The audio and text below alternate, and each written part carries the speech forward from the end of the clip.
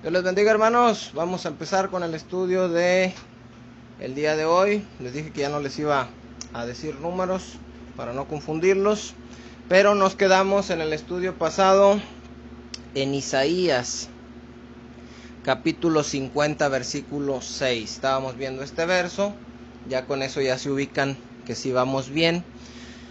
Y en ese verso, hermanos, pues no me gusta un poco esta cuestión del tiempo, porque ahí donde estábamos viendo en el verso a Jesús hablando por medio del profeta Isaías, del Espíritu de Cristo que estaba en él, del Espíritu Santo, decía cómo había entregado él su espalda a los que lo habían golpeado, cómo él había puesto sus mejillas para que le tironearan la barba y se la arrancaran a jalones, mientras lo injuriaban, mientras lo insultaban, lo calumniaban y mientras lo escupían en el rostro. Y vamos a leer un poquito esto, vamos a terminar ahí. Les digo que no me gusta esto del tiempo porque para mí hubiera profundizado un poquito más, hubiera reflexionado un poquito más en eso y pum, se corta, de repente se acaba el tiempo, pero bueno, así está esta cosa del WhatsApp. Isaías capítulo 50 versículo 6.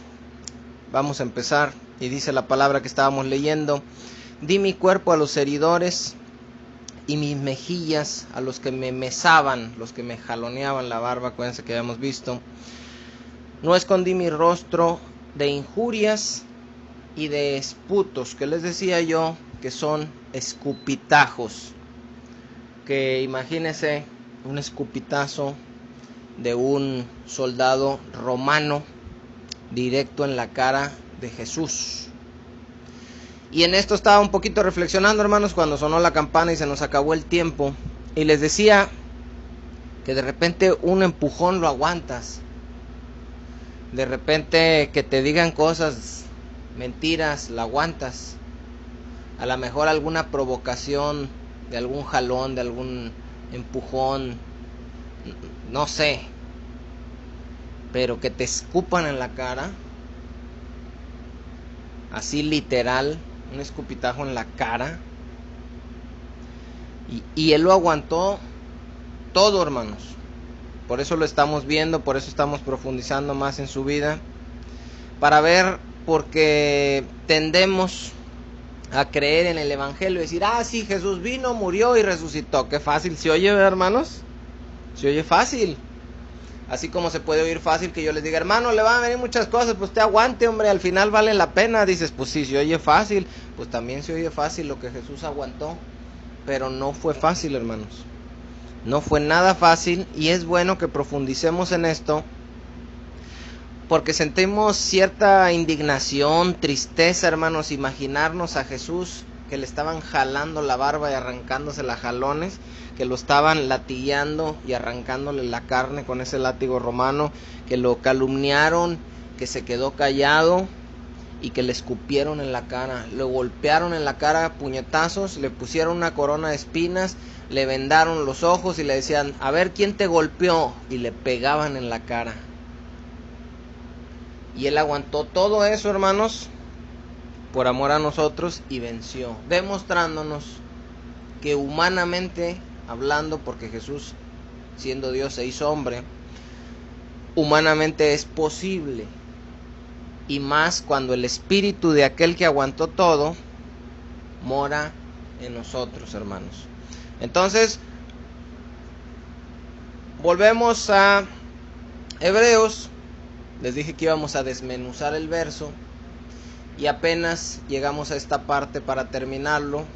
Hebreos 12, donde dicen: puestos los ojos en Jesús, es el verso 2, el autor y consumador de la fe, el cual por el gozo puesto delante de él sufrió la cruz, menospreciando el oprobio. Aquí esta era la parte que estábamos viendo. Él menospreció la humillación.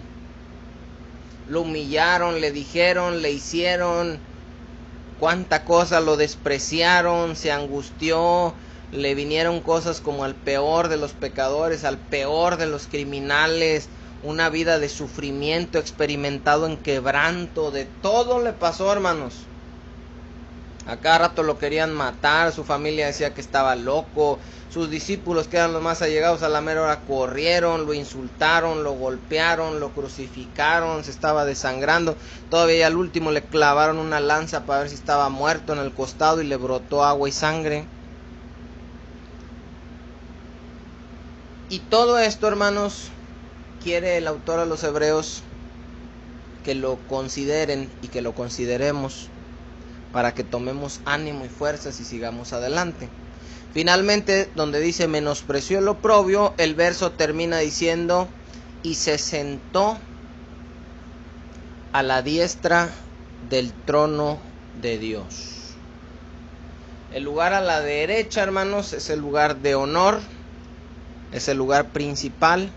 El anfitrión se sienta en uno de los lados de la mesa y el que se sienta a su derecha es el principal y el que está a su izquierda es el segundo en importancia en esa mesa. Por eso Jacobo y Juan directamente, más bien indirectamente por medio de su madre, como ya lo vimos en el estudio de En el nombre de Jesús, le piden a Jesús que en su reino, en los lugares de honor, se siente uno a la derecha y otro a la izquierda.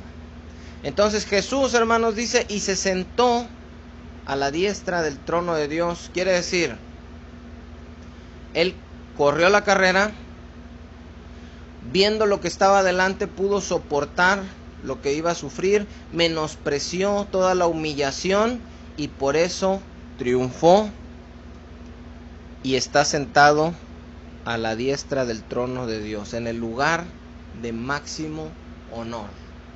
¿Por qué? Por haber aguantado, por haber no, más bien por no haber pensado solo en Él. Jesús estuvo pensando todo el tiempo en nosotros, no en Él.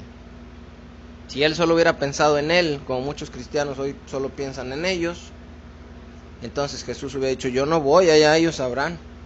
Cada quien decide, cada quien paga por lo que hace, y yo no tengo por qué ir a morir por ellos. Pero Jesús vino y murió por nosotros, nos amó siendo sus enemigos, y soportó la vergüenza que significaría venir a salvarnos. ¿Y qué creen, hermanos? Ahora nos toca a nosotros. Porque yo siempre les cuento en el hospital cuando íbamos, que cuando yo le estaba cambiando a la televisión y veía un predicador de la palabra, yo decía, un loco. Y ahora yo soy ese loco, hermanos. Y lo sé. Y lo acepto.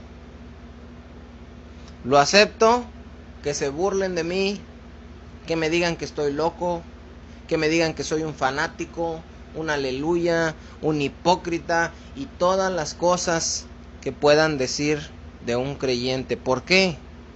Porque Jesús dijo que así va a ser, hermanos.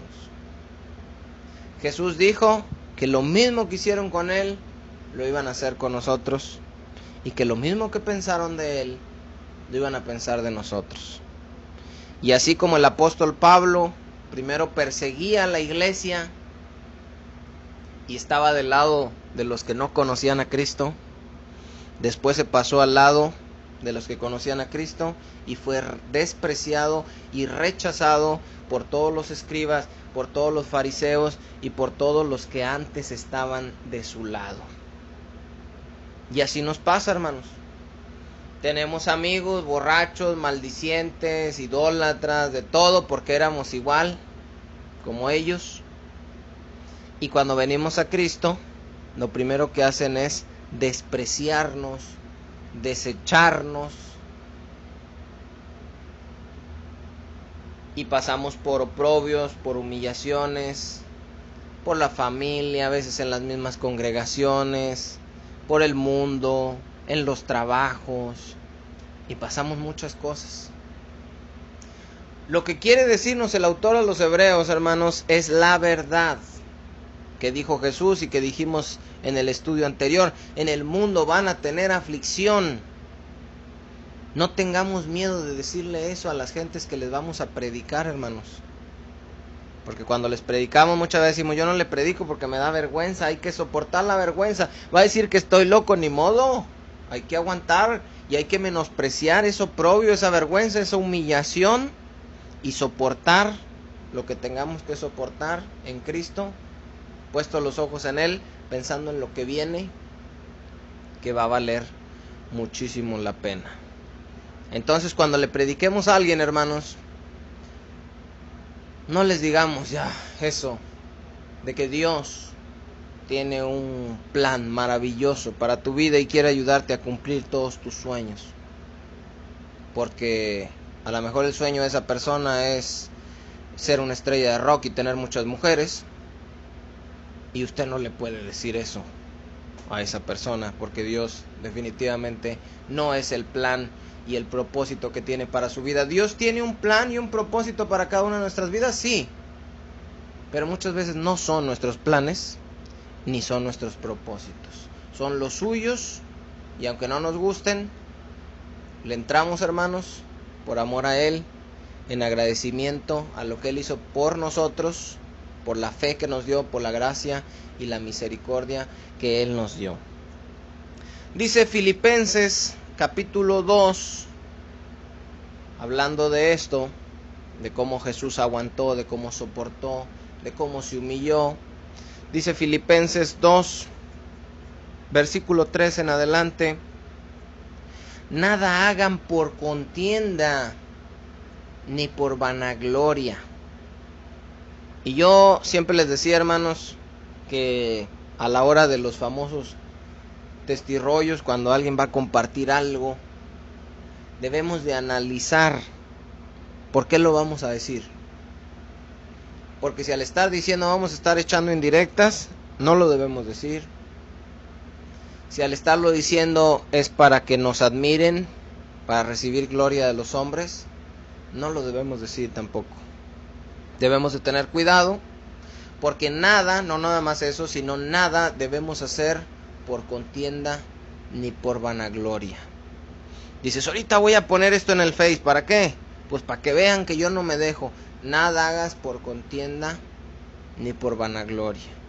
No, que voy a mandar una persona para que les diga y voy a poner una foto ahí para que vean que nada hagas por contienda ni por vanagloria.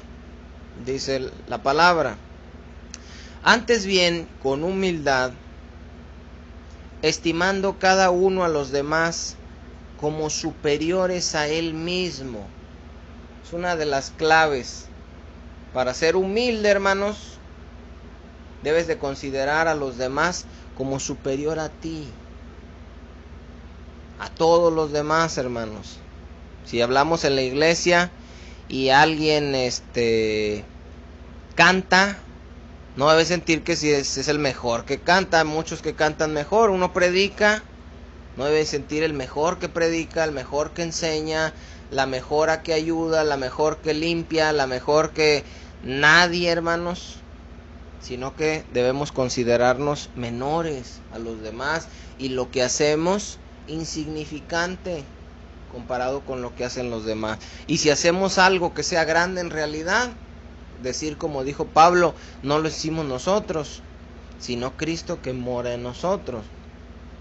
Dice, estimando cada uno a los demás como superiores a él mismo, no mirando cada uno por lo suyo propio, sino cada cual por lo de los otros. Que no te interese solo lo tuyo, sino lo de los demás. Y una aplicación práctica para esto, hermanos, puede ser a la hora de la oración. Muchas veces vamos y oramos y lo primero que hacemos es pedir por todo lo que nosotros queremos. Y aquí la Biblia nos dice, no te preocupes nada más por ti, preocúpate por los demás. Sé humilde, no te creas el mayor. ¿Por qué dice esto? Porque a continuación vuelve a poner como ejemplo a Cristo. Y acuérdense que la serie se llama Mirando a Cristo. Y estamos redundando mucho en esto porque es lo más importante que tenemos que hacer, es conocer a Cristo y parecernos a Cristo. Y dice el versículo 5, haya pues en vosotros este sentir que hubo también en Cristo Jesús. ¿Cuál sentir? Lo describe a continuación. El cual, siendo en forma de Dios, no estimó el ser igual a Dios como cosa a que aferrarse, sino que se despojó a sí mismo tomando forma de siervo, siendo hecho semejante a los hombres. Fíjese, él siendo Dios, no estimó como cosa que aferrarse, dijo, no, yo soy Dios, sino que se humilló a sí mismo, nadie lo humilló, sino que él decidió humillarse, y nosotros debemos decidir también, hermanos, porque si no, el Padre nos va a humillar. Debemos decidir humillarnos a nosotros mismos, tomando forma de siervo.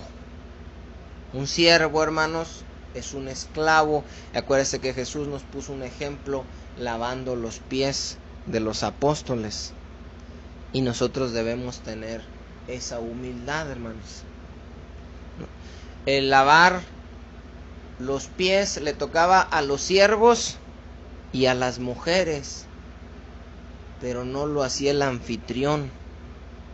Y Jesús lo hizo tomando forma de siervo. Y algo práctico, hermanos, para los hombres que nos escuchan.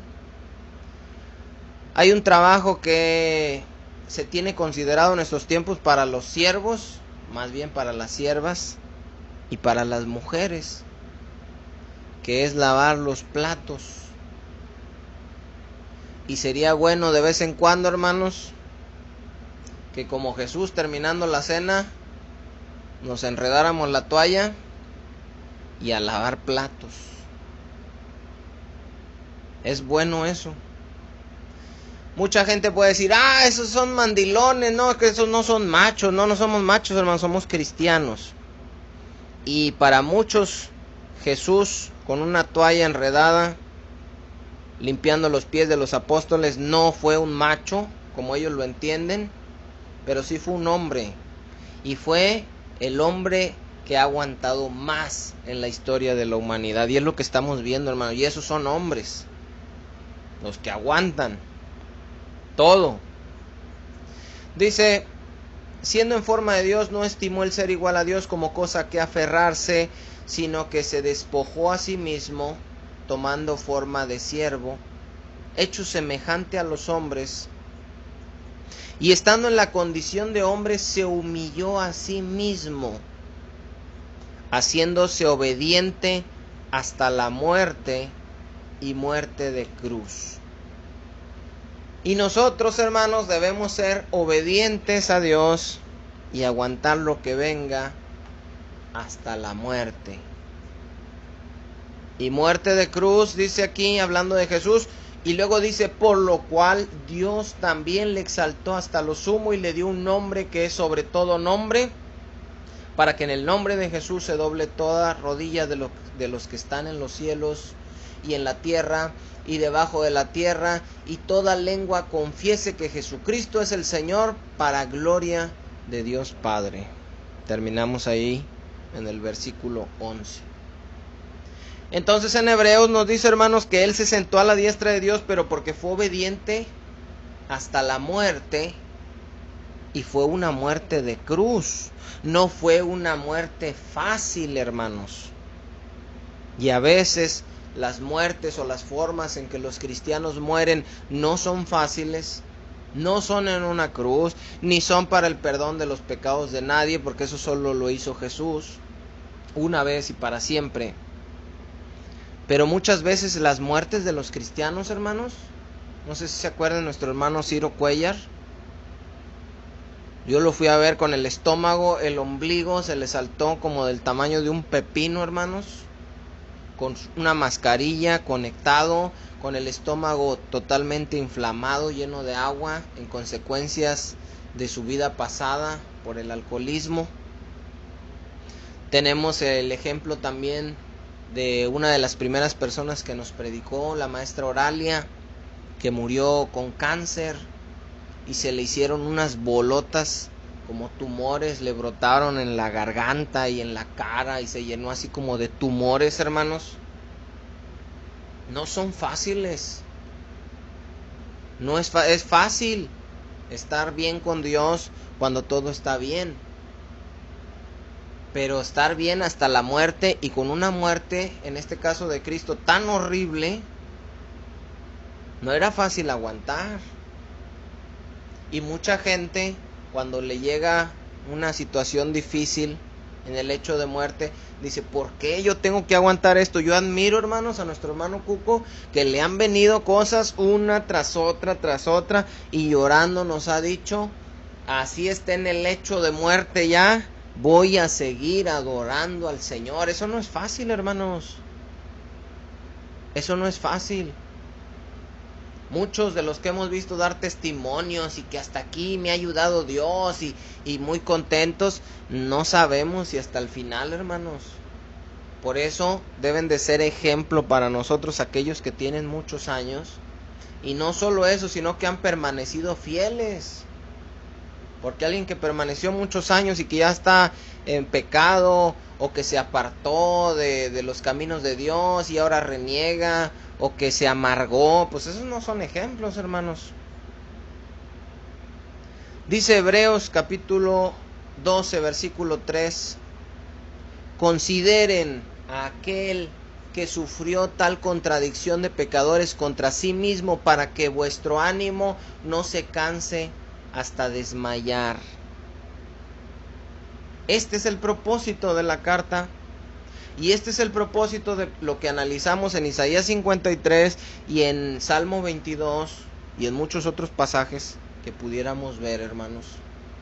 Este es el propósito, ver y profundizar en lo que Cristo aguantó con su familia, con los romanos, con los judíos, con sus discípulos, con el pueblo de Israel, y todo, hermanos, la vida que sufrió, vivió, aguantó, todo lo que le pasó.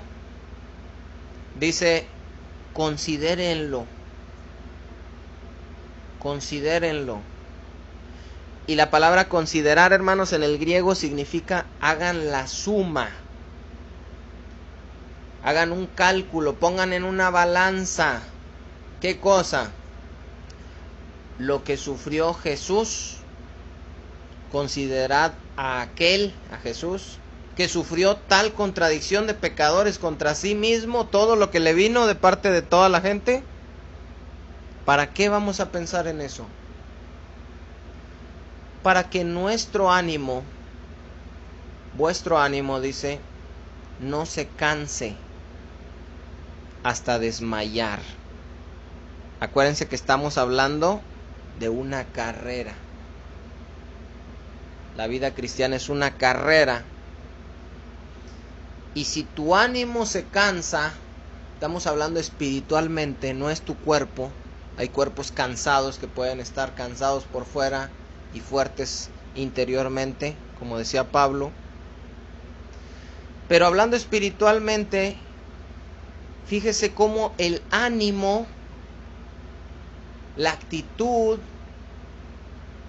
ese brillo en los ojos de decir, sí, Señor, tú estás conmigo, y yo lo sé y yo lo creo, que a veces lo sentimos tan fuerte cuando nos va bien y tan débil, tan despacio, o a veces ni lo sentimos cuando nos va mal.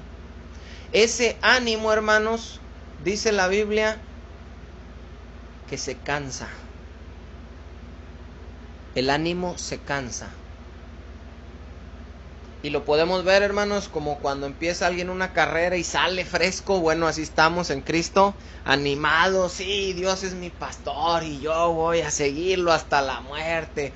Y voy a predicar. Y luego nos vienen una y otra y golpearon con ímpetu aquella casa, dice Jesús en el Sermón del Monte. ¿Y qué le pasa al ánimo? Se cansa, se desgasta, se apaga, se pierde, como cuando vas corriendo en la carrera y empiezas ya a caminar despacito.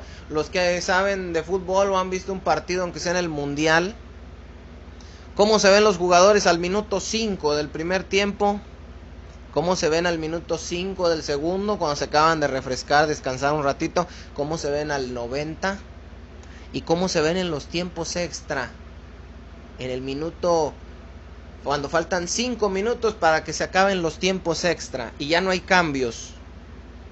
¿Cómo se ven los jugadores? Aunque sea la final del mundial, hermano, no es que digan, no, es la final del mundial y se mantuvieron hasta el final. No, corres y corres y corres y corres y llega un momento donde ya no puedes. No es que no quieras, es que ya se te acabó la fuerza. Y aquí espiritualmente estamos hablando del ánimo. Te cansas, para que tu ánimo no se canse hasta desmayar. ¿Qué significa aquí desmayar? Seguimos hablando de una carrera. Significa cuando un atleta se cansa a tal grado, porque puedes cansarte y puedes llegar sumamente agotado y sudando y temblando a la meta, pero llegaste y dijeron, eso se veía bien cansado, sí, pero llegó. El problema aquí, lo que quiere evitar el autor y que quiere enseñarnos, es que hay gente que se desanima, su ánimo se cansa y desmayan. ¿Qué quiere decir? Se caen. Y esos ya no se levantan y esos ya no llegan a la meta. Y eso es lo que el autor quiere evitar. Quería evitar para ellos y quiere evitar para con nosotros. La idea, hermanos, es no volver atrás cuando se te presente una adversidad. Vimos una historia, hermanos, la historia de Derek, ¿se acuerdan? De las Olimpiadas 1992. Esa, decíamos, sirve para motivar a los atletas, pero nosotros no somos atletas, hermanos. Nosotros somos cristianos. Solo se está haciendo una analogía, una comparación. Se está sacando una enseñanza espiritual de algo, con un ejemplo de algo natural. Y la vida de Jesús, hermanos, es nuestra motivación para la vida cristiana.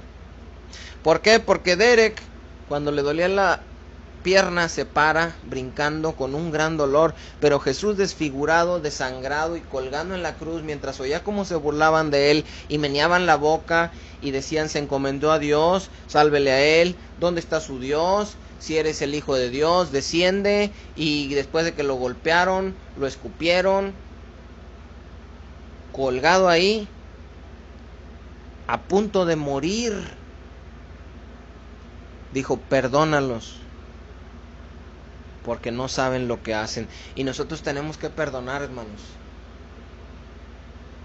Tenemos que perdonar al que nos haya hecho y lo que nos haya hecho. Y eso debemos enseñar a aquellas personas a quien les predicamos el evangelio. No se puede recibir el perdón si nosotros no hemos perdonado. Dios nos da el perdón, pero después nos pide que perdonemos de la misma manera como Él nos perdonó, sin merecerlo, por gracia. El problema, hermanos, está en que muchas veces no queremos perdonar. A veces porque no nos sentimos perdonados y a veces porque sentimos que no teníamos de qué ser perdonados. Y Jesús le enseñó a un fariseo que el que siente más amor es el que perdona más. Y a medida que reconozcamos lo pecadores que éramos, vamos a darle gracias a Dios y vamos a perdonar más a los que nos han hecho algo, de la misma manera como Dios nos perdonó a nosotros. Dice la traducción en lenguaje sencillo, este versículo 3, piensen en el ejemplo de Jesús. Mucha gente pecadora lo odió y lo hizo sufrir, pero Él siguió adelante.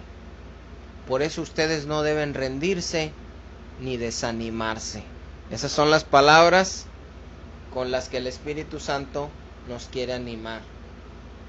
¿Por qué muchos se desaniman, hermanos, en la vida cristiana? Porque te vienen cosas adversas, porque se burló de ti tu familia, porque te dijeron que eras un loco, fanático, aleluya, que te iban a desheredar, que dabas vergüenza, que esas cosas solo las creían los ignorantes. ¿Qué más ejemplos podemos poner, hermanos? enfermedades que vienen. Hay mucha gente que se enamora, hermanos, y le dicen en la pareja, yo no me caso contigo si no es por la parroquia ahí en la catedral. Y se casan allá. Y gente que eran cristianos un tiempo y que viste y que hablaban de los ídolos, ahora se están casando ahí delante de la Guadalupana. Y cosas adversas siempre te van a desanimar. Y debemos de estar conscientes que la vida cristiana no es fácil y que cuando viene algo adverso, Dios nos está probando y debemos seguir avanzando.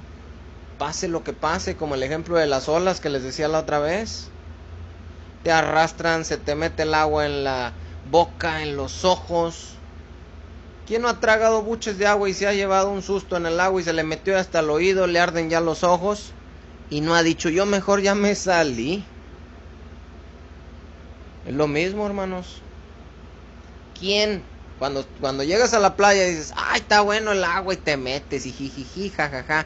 Vea cuando te echaste varios buches y te golpeó una ola y te arrastró, se te metió al oído, te entró el agua hacia los ojos, los traes bien rojos, te mordió una jaiba, y quién dice, jijiji, jajaja, voy a seguir aquí otro rato. Pues a menos que esté loco, hermano, pero normalmente uno se sale. Y aquí eso no se vale. Y eso no se puede. Para que vuestro ánimo no se canse hasta desmayar, son términos en las palabras en griego que se utilizaban para corredores jadeando y desmayando en una carrera muy difícil. El ejemplo de Jesús, hermanos, también nos sirve para darnos cuenta que no necesariamente cuando a alguien le están pasando cosas malas es porque se lo merece. Porque esa idea también siempre la tenemos y tenemos que quitarla. A él le vinieron un montón de cosas, parecía el peor de los criminales y no había hecho nada para merecer eso. Pueden decir, bueno, eso fue en el caso de Jesús, en el caso de Job también. Varón perfecto, apartado del mal, temeroso de Dios. Y le vino todo eso. Y nosotros, hermanos, debemos estar conscientes de que no necesariamente porque te está pasando algo malo, Dios está enojado o apartado de ti. Escuché a un pastor que en una predicación, y me impresionó mucho porque tiene mucha razón, estaba una mujer en el hospital, ya en fase terminal, conectada con oxígenos, sueros, inyecciones para el dolor, respirador. Y ella le dijo a este pastor, yo creo que Dios ya se olvidó de mí. ¿Por qué se olvidó de ti? Pues mira cómo estoy. Esa es nuestra reacción natural. ¿Por qué crees que Dios se olvidó de ti? Pues mira cómo estoy. Estoy enfermo, estoy pobre, me pasó esto, me corrieron del trabajo, mi familia se burla de mí, se apartaron de mí, estoy solo. Y dice que este pastor le dijo algo muy sabio, hermanos. Dijo, ¿usted cree? Le dijo a la señora hospitalizada, que cuando Jesús estaba en la cruz, desfigurado, desangrentado, deshidratado, Dios se había olvidado de él? Dijo, él no se olvidó de él, y él estaba ahí con él. Y si hubo un momento en el que Jesús dijo, Elí, Elí, lama sabactani, Dios mío, ¿por qué me has desamparado? Fue porque en su humanidad él sintió toda la carga de las cosas que le estaban pasando, y por causa del pecado que el Padre puso sobre él, pecado de nosotros, para que recibiera su ira, el Padre por un momento, desde la eternidad, se separa por su santidad del Hijo y pasa a ser juez juzgando al culpable. En ese momento se separa por eso de Él. Pero con nosotros, hermanos, nosotros no estamos llevando el pecado. Él ya llevó nuestro pecado, Jesús. Cuando nosotros estamos pasando por cosas adversas, Él sigue ahí, hermanos. Él está ahí.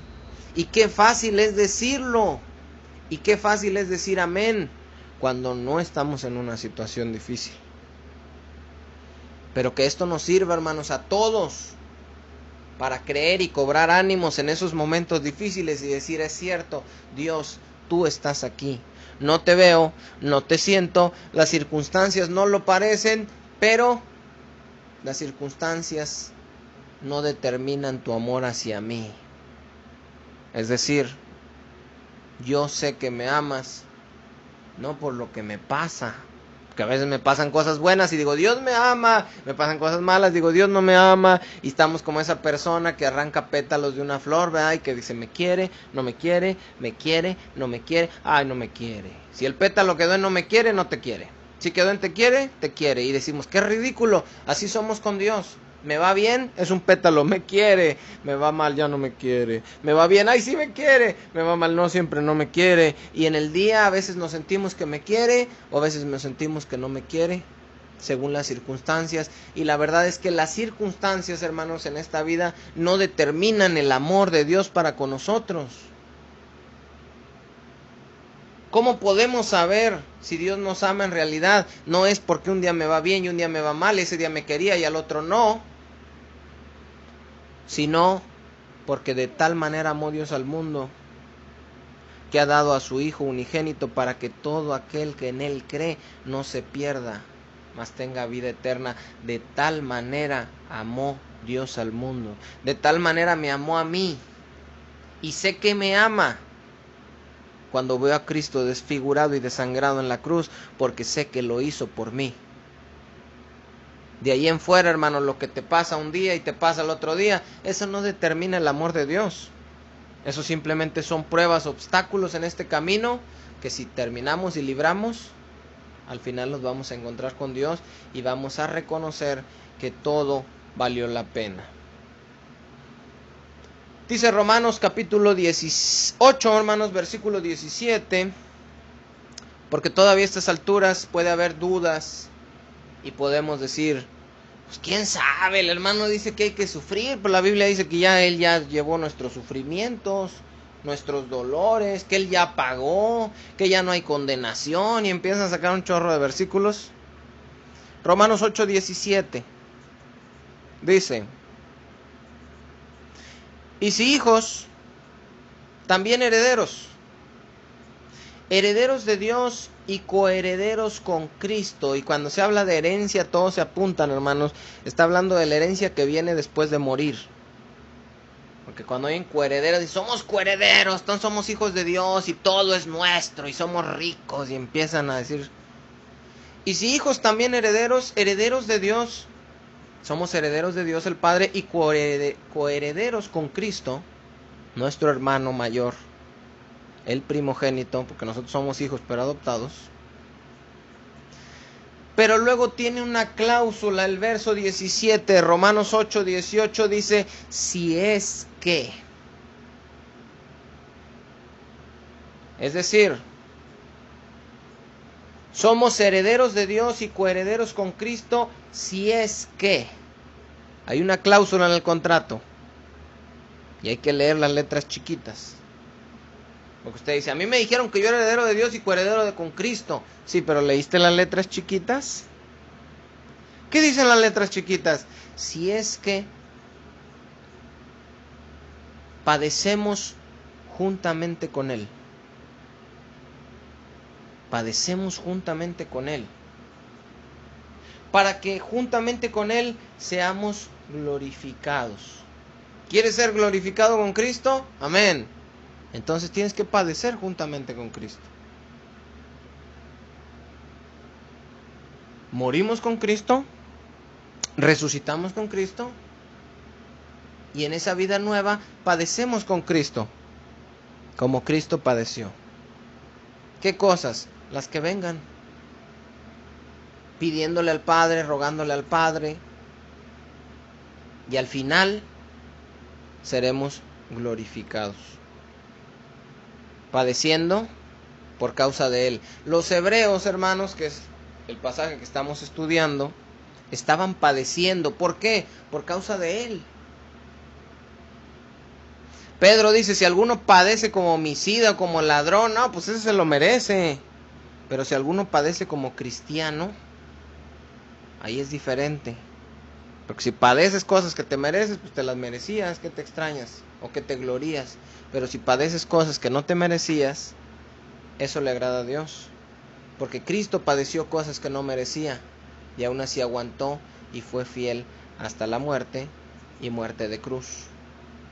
Hebreos capítulo 11, versículo 24, nos pone un ejemplo de esto. En los ejemplos de la fe que dijimos al principio y que empezamos a estudiar. Por la fe, Abel, Enoc, Noé, Abraham, Isaac, Jacob. Aquí se nos da un ejemplo claro respecto a Moisés. Y fíjese lo que dice Hebreos 11, 24 y 25, lo vamos a leer. Dice, por la fe, por la confianza en Dios, Moisés, hecho ya grande, rehusó ser llamado hijo de la hija de Faraón. ¿Se acuerdan que a Moisés sus padres lo pusieron en esa canastita, que por eso se llama Moisés la canastita? Y la que se lo encuentra es la hija del Faraón. Entonces él crece y él era el hijo de la hija de Faraón. ¿Sabe quién era Faraón? El rey de Egipto. Haga cuenta que usted es el hijo de una hija del presidente, y no de cualquiera, hermanos, del presidente de Estados Unidos o Rusia o China, de una de las naciones más poderosas del mundo. Él tenía esa posición cuando no era cristiano. Y fíjese lo que pasa después. Por la fe Moisés, hecho ya grande, rehusó llamarse hijo de la hija de Faraón, escogiendo, tiene que escoger, tiene que elegir el mundo o la vida cristiana, y la gente quiere elegir las dos. Una vida cristiana con lujos como el mundo. No, dice, escogiendo antes ser maltratado con el pueblo de Dios. Él podía ser llamado hijo de la hija del Faraón y él no quiso. Y escogió antes ser maltratado con el pueblo de Dios que gozar de los deleites temporales del pecado, teniendo por mayores riquezas el vituperio de Cristo que los tesoros de Egipto, porque tenía puesta la mirada en el galardón. Moisés era rico y no quiso eso, y prefirió ser maltratado con el pueblo de Dios, como iba a ser maltratado el Mesías, porque él sabía, o más bien porque él tenía puestos los ojos en el galardón. ¿Cuál es el galardón? La salvación. Él dijo, puedo disfrutar aquí, ser nieto del Faraón, unos añitos hasta que me muera, con dinero, con viajes, en carruajes, o me voy al desierto en chanclas a andar batallando, a sufrir como va a sufrir el Mesías, pero al final teniendo una recompensa eterna. ¿Qué vale la pena más? Quiere disfrutar ahorita y quiere la gente, yo quiero irme a las discos, yo quiero tomar, yo quiero mujeres, yo quiero, pues váyase, pero va a ser unos años nomás y después va a tener una recompensa de castigo eterno. O quiere batallar, que se burlen de usted, que la familia lo critique, que lo aparten de sí, que le digan fanático, que le vengan cosas y digan, ¿y dónde está tu Dios? Pues no, que tu Dios, pero al final cuando termine su vida que difícilmente pasamos de los 100 años, hermanos, la recompensa va a ser eterna. Fíjese cómo han cambiado las cosas. Moisés dejó la riqueza y la grandeza para hacerse humilde y pobre y sufrir con el pueblo de Dios.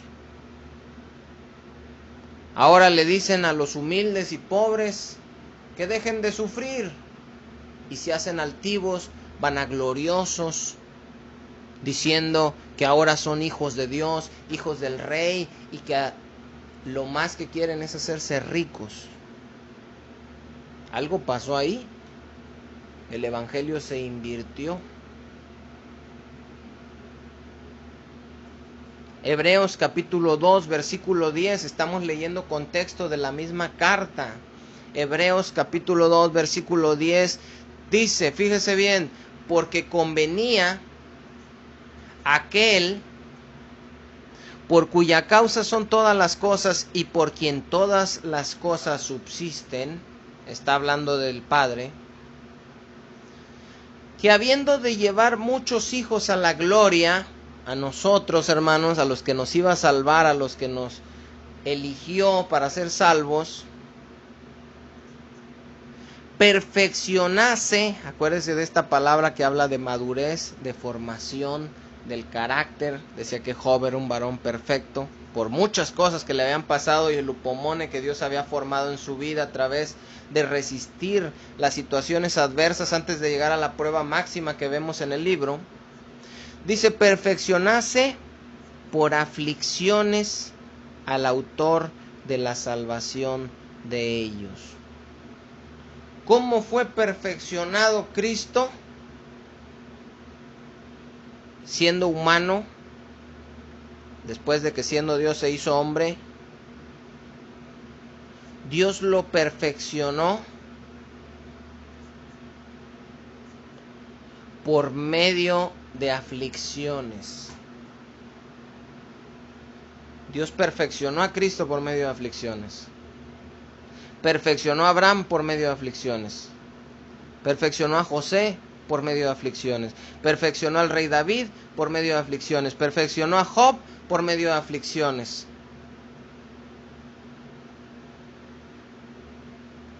¿Cree que no va a hacer lo mismo con nosotros?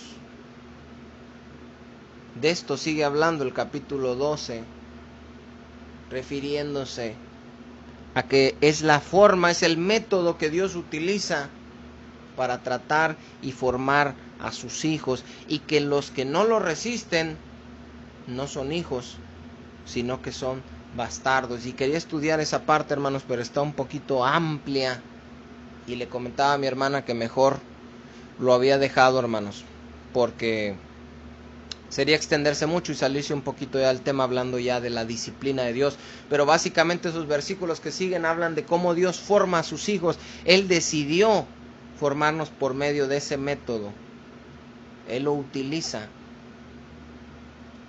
Y es doloroso y no es agradable, pero nos va formando y produce fruto de justicia. Y es una realidad, hermanos, que todos debemos aceptar.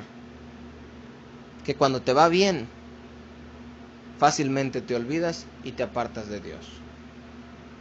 Y cuando te va mal, es cuando más te agarras y más lloras y más oras y más le pides en oración que no te deje. Y como Dios conoce nuestra naturaleza, hermanos, pues tiene que pasarnos por esos momentos, porque si no, no entendemos y nos chiflamos y nos apartamos de Él. Por eso dice Pablo, he aprendido a tener abundancia, he aprendido a tener escasez. Cuando tienes escasez es una prueba, porque estás agarrado de Dios, pidiendo su provisión, que Él te supla, que Él te ayude, no hayas la salida, y Dios te va dando y va saliendo. Y todos lo hemos experimentado por lo menos una vez. Pero cuando tienes, hermanos, tienes que agarrarte de Dios y decirle, Señor, tú conoces mi corazón. Y sabes que en mi humana naturaleza, cuando tengo es fácil olvidarme de ti. Ayúdame, Señor, a entender que lo que tengo, como dice Deuteronomio 8, no lo tengo por mi poder y mi fuerza, sino porque tú me lo has dado. y ayúdame a no olvidarme de quién me lo dio y a quién debo darle gracias y de quién debo estar agarrado, tenga o no tenga. Dice Hebreos capítulo 12, versículo 4, porque aún no habéis resistido hasta la sangre, combatiendo contra el pecado. La idea combatiendo contra el pecado, hermanos, es de una lucha. Está hablando primero de una carrera y aquí es una lucha, una pelea. Y no hemos resistido hasta la sangre, significa hasta la muerte, combatiendo contra el pecado. El pecado en este contexto significa el quererse apartar de Dios, el olvidarse de Dios, el volver atrás. Si nos rendimos, hermanos, y retrocedemos, es porque nos ganó la carne. Por eso cuando Pablo le escribe a Timoteo, que ya se andaba rajando porque Pablo estaba en la cárcel, le dice: Timoteo, no nos ha dado Dios un espíritu de cobardía, sino de amor, de poder y de dominio propio. Y le dice: sigue adelante, Timoteo, no te rajes, no te espantes.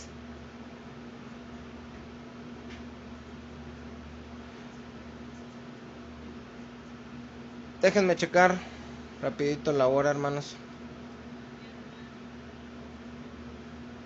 Todavía falta poquito. Como ya vimos, hermanos, la perseverancia, la paciencia de Cristo no fue por 10 años, ni por 20, ni por 30, ni por 40, fue hasta la muerte. ¿Se imaginan a Jesús que hubiera sido fiel hasta un día antes de la crucifixión? Y que ahí en Getsemaní no hubiera dicho que se haga tu voluntad, sino la mía, sino que hubiera dicho: ¿sabes qué, Señor? Yo soy hijo de Dios y con los hijos de Dios nadie se mete. Y patas, ¿para qué las quiero? Como decimos. Y a correr. ¿Hubiera servido todos los años que él fue obediente y fiel al Padre? Todo lo que había enseñado de él no hubiera servido. Tenía que ser hasta la muerte. Y ahí es donde nosotros nos debemos cuidar. Porque no importan los 5, 10, 20 o 30 años que tengas en Cristo, es hasta la muerte, hasta el final. Porque todavía al final, todavía en los últimos media hora de vida, puedes blasfemar de Dios y decir que no existe y que se apartó de ti y que lo odias. Los discípulos, hermanos, a los que les había escrito la carta, el autor a los hebreos, habían sido maltratados, perseguidos, pero no los habían matado todavía, entonces había que aguantar. A nosotros, hermanos, tal vez no nos maten en persecución, y subrayo, tal vez, porque no lo sé. Entonces esto de aguantar hasta la muerte no quiere decir que nos van a venir, nos van a matar, subrayo otra vez, tal vez. Pero, hermanos, debemos de permanecer fieles hasta la muerte, en el sentido de que debemos aguantar hasta, no necesariamente que alguien venga y nos mate, sino hasta que nos llegue la hora. Todo el tiempo que vivimos debemos aguantar. Mateo capítulo 24, versículo 6, y ya vamos a terminar, hermanos, dice: y oiréis de guerras y rumores de guerras, mirad que no os turbéis, porque es necesario que todo esto acontezca, pero aún no es el fin. Porque se levantarán nación contra nación y reino contra reino, y habrá pestes y hambres y terremotos en diferentes lugares. Dice el versículo 8: y todo esto será principio de dolores. Entonces os entregarán a tribulación y os matarán, y seréis aborrecidos de todas las gentes por causa de mi nombre. Ven, ahí está la aflicción, la persecución. Muchos tropezarán entonces y se entregarán unos a otros, y unos a otros se aborrecerán. Y muchos falsos profetas se levantarán y engañarán a muchos, y por haberse multiplicado la maldad, el amor de muchos se enfriará. Mas el que persevere hasta el fin, este será salvo, dice la palabra, el que permanece hasta el fin.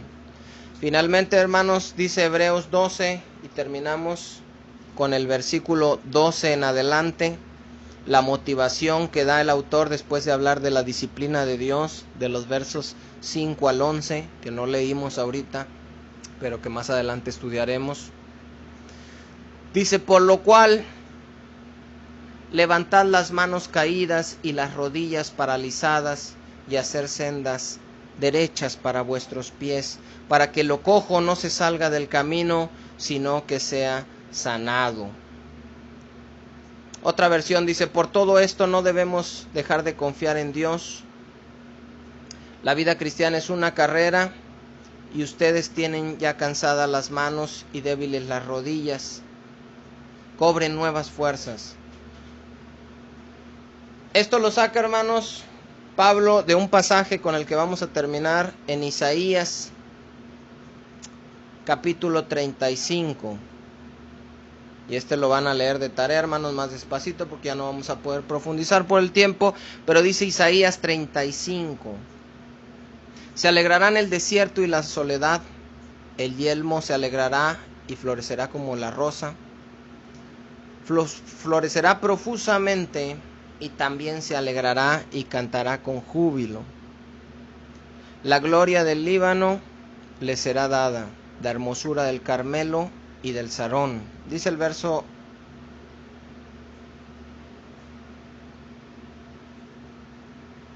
ellos verán la gloria de Jehová, la hermosura del Dios nuestro. Dice el versículo 3, de aquí sacó Pablo esa cita que da en Hebreos, si es que fue Pablo.